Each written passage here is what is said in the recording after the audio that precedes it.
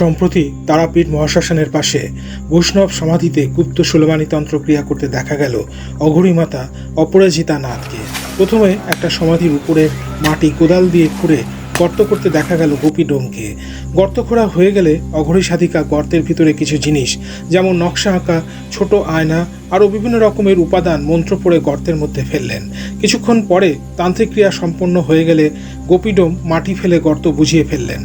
মাতাজি একগাছা ধূপ নিয়ে আবার গেলেন সমাধির দিকে। মাতাজিকে যখন পুরো বিষয়টি নিয়ে প্রশ্ন করলাম, তখন তিনি বললেন, যে কোনো আত্মাকে দিয়ে তো ধরুন এই ধরনের কাজগুলো হয়। দেখুন, সবটা যদি বিস্তারিত বলতে চাই অনেক মানুষ নিতে পারবেন না, তারা এটাকে ভুল ব্যাখ্যা করবেন।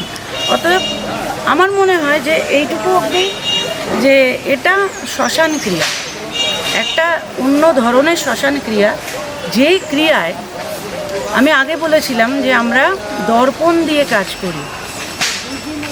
তাছাড়া কোনো আত্মা যে জিনিস চায়, তারা কি চায়?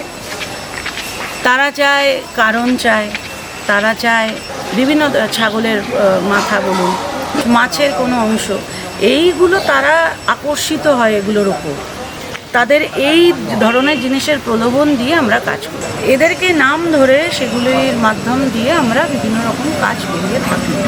আজকে যে কাজটা হলো, এই যে সমাধি খুঁড়ে যে কাজটা হলো, সেটা কি কাজ ছিল?